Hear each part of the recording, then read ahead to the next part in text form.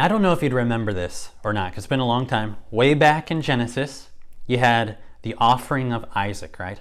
Genesis 22, an incredible chapter. Do you remember how God responded after Abraham passed the test?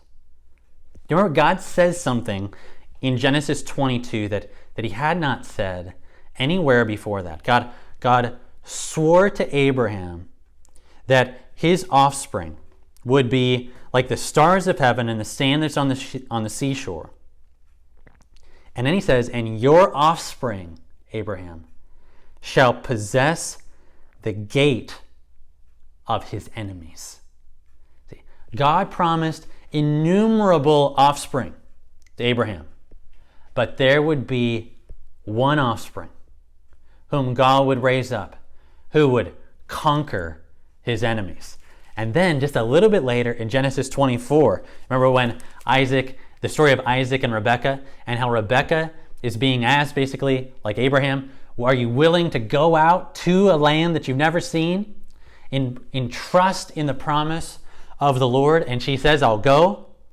And then they blessed Rebekah when she was leaving home, and they said to her, this is Genesis 24:60, our sister, may you become thousands of 10,000s, and may your offspring possess the gate of those who hate him. See, the promise of God to Abraham was of both innumerable offspring and of a conquering seed. A seed that would be raised up and crush his enemies and take the gate of his enemies. Now we are in 2 Samuel, all the way back in chapter 8, and we've seen David rise up to the throne, and we've already seen him winning, defeating Goliath, defeating many others. But you come right after the covenant that God makes with David in 2 Samuel 7 and 2 Samuel 8. David defeats everybody. Wherever he goes as king, he is possessing the gate of his enemies. He is conquering, crushing his enemies. Thousands and thousands of soldiers come against him and his army. But 2 Samuel chapter 8, verse 14, at the end, this is probably a good summary. It says, and the Lord gave victory to David wherever he went. Wherever he went, David is undefeated, cannot be defeated, it seems like, because the hand of the Lord is with him. David is a man after God's heart, and so God is giving David victory wherever he goes. He is fulfilling the promises to Abraham and to Rebekah and to Judah. And really all of the promises of Scripture seem to be coming at least in the right direction through David, if not being fulfilled in David, as he's this conquering king. They say, what was David like as a king? I mean, we've seen these different things about him being a man after God's own heart, jealous for the name of God, a man full of faith, a humble man, a man not willing to take vengeance into his own hands, but trust his life and his future to the hand of the Lord. But if you want to know what David was like, I don't know that there's a better picture than 2 Samuel chapter 9. Chapter 8, David the conquering king, victory wherever he goes. And you think, wow, that's an awesome king, and he is. But I think I love the story even more of 2 Samuel chapter 9. Look at it, 2 Samuel chapter 9.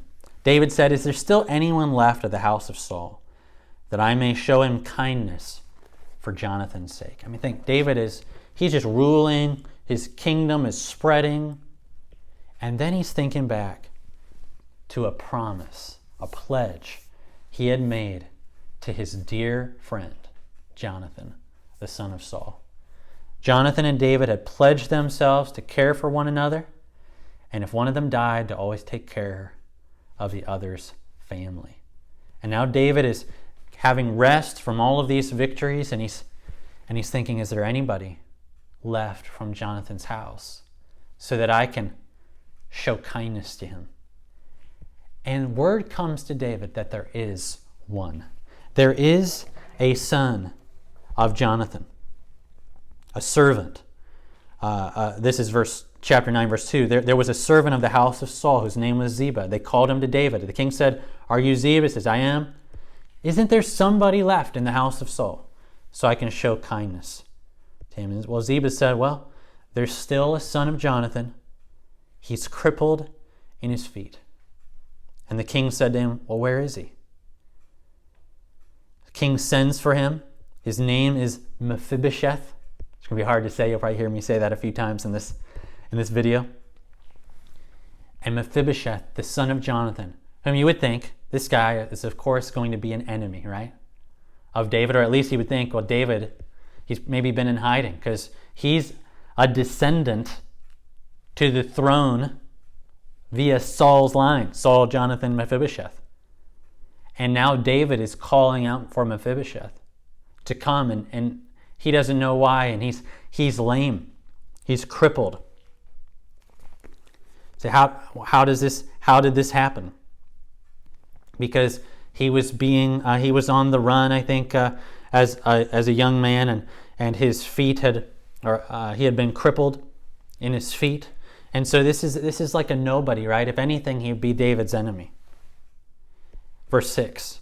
Mephibosheth, the son of Jonathan, son of Saul, came to David and fell on his face and paid homage to David. And David said, "Mephibosheth." And he answered, "Behold, I'm your servant."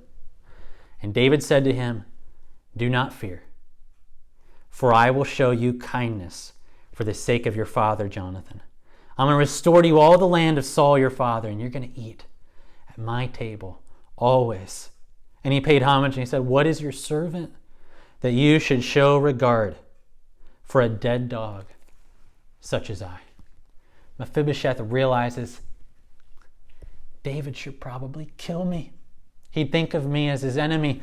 I'm a crippled man. I've got nothing to offer the king. And here David calls him to himself. And Mephibosheth is on his face before David and says, "Get up, Mephibosheth. I'm going to restore all the land to you.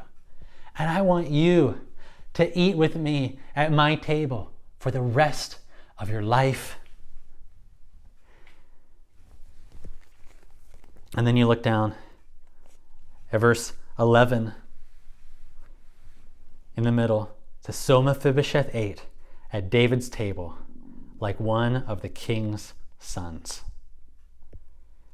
Verse 13, "So Mephibosheth lived in Jerusalem, for he ate always at the king's table.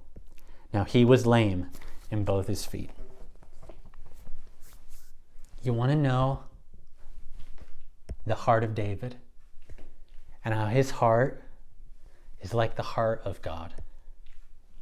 Here David is seeking out someone who by all human standards should have been considered his enemy, a threat maybe to the throne, to the dynasty.